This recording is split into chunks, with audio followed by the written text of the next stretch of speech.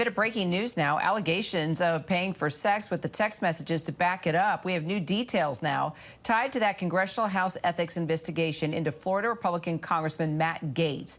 ABC has now learned that Gaetz has been subpoenaed amid those allegations that he may have had sexual content with a minor.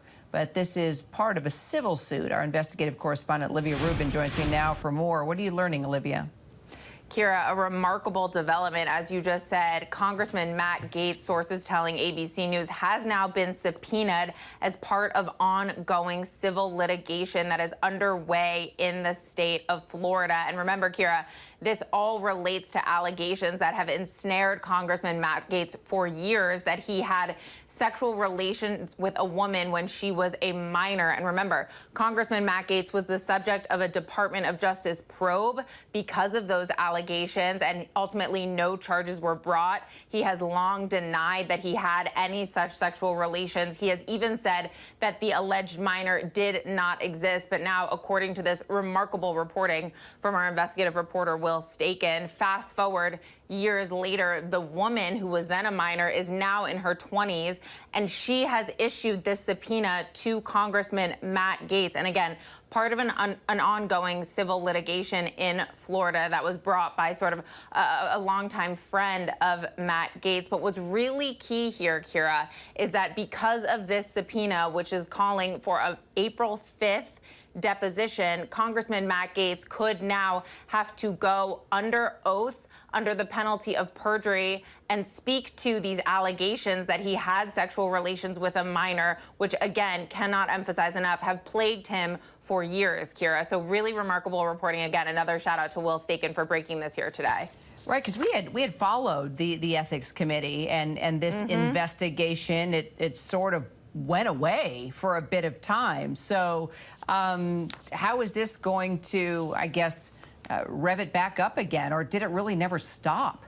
Well, you'll remember that ABC News and Will Staken reported that the Department of Justice did not bring any charges because of these allegations, although they did have an investigation into it. But what is going on is that the House Ethics Committee up on Capitol Hill has now been probing these allegations on their own yet again. And it involves a lot of the same cast of characters down in Florida who, again, got to give him the shout out, Will Staken has been reporting on relentlessly. And what he has documented is this sort of widening probe that sources have told him. Again, the committee has reached out, sources have said, to the woman who was the minor at the time to question her. And there's also reporting that the associate of Matt Gaetz, Joel Greenberg, who is now in prison for a number of charges, including sex trafficking, is also cooperating with the investigation. So bit by bit, we are learning that because of this civil litigation that's going on in Florida,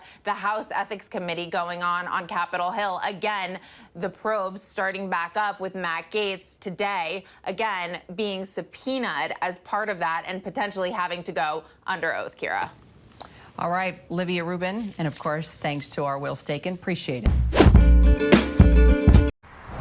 Current and former staffers at the White House have a story to tell.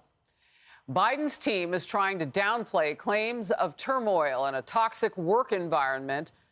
As Politico reports, the president's advanced travel team has been under investigation for months now, all over claims of some very bad and illegal behavior. First Lady Jill Biden's top aide is facing bullying and verbal sexual harassment allegations. Flashback to the president's very first day in office when he made a promise to protect those around him. I'm not joking when I say this. If you're ever working with me and I hear you treat another colleague with disrespect, talk down to someone, I promise you I will fire you on the spot. On the spot. No ifs, ands, or buts. Peter Doocy is live at the White House. So the big question, how allegedly is this happening on his watch? Harris, the two staffers responsible for more logistics during the president's last campaign and also during his first 3 years here are now gone. And that poses a potentially huge problem for the re-election effort because, according to the White House's own description of the Office of Scheduling and Advance, they say Ensuring a successful presidential meeting or event requires close coordination across White House offices and across entities, outside entities. That effort moving forward is now going to be led by less experienced staffers following a months-long White House counsel's investigation into accusations of verbal harassment by the now former associate director of Advance and following complaints by the press about the now former director of Advance. So the president is deeply proud of his Advance team. So he's grateful to everyone who has served and is serving on an unmatched team that represents the diversity of the country as they have fought every day to help him bring his message to the American people and to the entire world. The former associate director of Advance, who resigned last week, told Fox Digital in a statement the following: that is simply not true about these accusations. I love all of my colleagues. They are committed, skilled, and brilliant public service servants. To anyone who felt otherwise at any time, I'm sorry, and I want them to know that. It's been the honor of a lifetime working with this team, and I'm so proud of everything we've done together. After over 3 amazing years in the White House, I wanted to start a new chapter. It is very close to the upcoming presidential election, though, to be trying to get a new team up to speed, staging important events in battleground states across the country. But that is what this president and his staff now have to deal with. Harris? Peter Ducey, thank you very much. I'm Steve Ducey. I'm Brian Kilmeade. And I'm Ainsley Earhart. And click here to subscribe to the Fox News YouTube page to catch our hottest interviews and most compelling analysis. That it wasn't third time lucky for SpaceX's latest attempt to launch its mammoth Starship rocket. Now, the team lost contact with it as they tried to bring it back down to Earth. Now, the success, though, still held a success because it's an improvement on previous launches. The first rocket, it exploded 4 minutes after liftoff. So, the big question, is this progress or still work in progress? I spoke to technology journalist Chris Stokel-Walker and asked him how this compares to previous efforts. The first two obviously flamed out quite significantly. This one, we do have to bear in mind, it has ticked off some successes. So 230 kilometers altitude, that's further and faster than ever before. It got through several stages and actually got into orbit. The re-entry proved to be the issue. We had some hints that maybe something was a little bit wrong because we lost some telemetry data and a little bit of video feed, but it does suggest that things are progressing. And for Elon Musk, who is trying to run this company as almost like a service user for NASA, that is a significant moment. So yeah, I think one step back, Ben, but maybe still 2 steps forward. And therefore, talk to me about the possible implications if and when, and one assumes that it will eventually be successful with enough of the tests. What does it unlock? What does it unleash in terms of the commercial opportunities of space?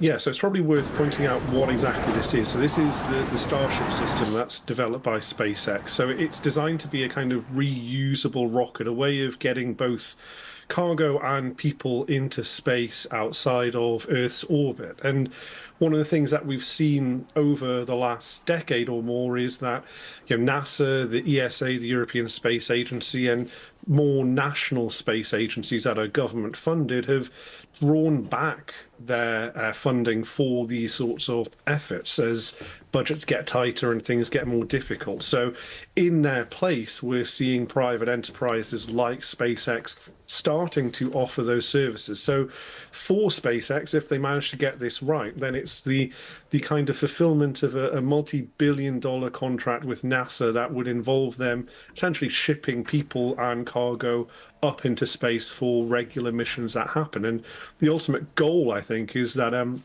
this will kind of be part of NASA's moon program called Artemis. So the big goal is that we eventually get back onto the moon, and NASA can't do that by themselves anymore. So SpaceX is going to help them out.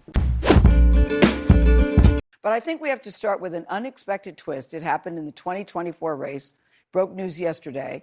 And Charles has been pretty vocal. You've been very vocal about your lack of enthusiasm for the candidates. Yes. You did mention last week that you're leaning towards Joe Biden, but I just want to say there may be another option for you. Another option. According to the New York Times, did you see this story? RFK Jr., noted conspiracy theorist and vaccine skeptic, says he's interested in former Governor Jesse the Body Ventura or Aaron Rodgers as his running mate. So do you know either one of them? I know Jesse really well, and I think Can you see him as a VP? I think he's an awesome guy. Yeah. I knew him when he was back in his wrestling days. I actually spent some time when he was governor of Minnesota. I think he's got a pure heart. I don't know a lot about Aaron Rodgers, but I'm a big Jesse Ventura fan. Well, just earlier this evening on CNN, Aaron Rodgers has also been a very noted vaccine skeptic. It was reported on Jake's show, Jake Tapper's show, that he also had some conspiracy theories about Sandy Hook. Now, I feel very strongly about that. Sandy Hook, the school shooting in Connecticut, in Sandy Hook Elementary in Newtown, Connecticut. Several children died, 26 people, 20 of them children. They were little 6-year-olds, 6-year-olds, still had their baby teeth. The fact that he could say, he's told people, this is according to reporting earlier this evening, that he thought it was a government inside job and that those children were actors. That's insane. I think it's insane. And I also think, Charles, it's so painful and so hurtful. I interviewed many of those families. There is no way anybody could believe that they were actors. And I hope that's not how Aaron feels today. But the fact that he even said that back then, I think is very troubling. Yeah, I think that other fool, Alex Jones, yes. lost some money. First of all, that is just, it's crazy. Yes. And anybody who thinks that, you hope nobody ever thinks that. Yes. And it's just painful for the parents. And that's all I could think about is the pain that it causes. But anybody who think that, I would think they would be insane. I'm not going to lie. You have to be insane to think that. And for the record, Aaron Rodgers declined comment tonight, which also says to me, if somebody said that about me, and I hadn't said anything well, I bet like he that, did decline.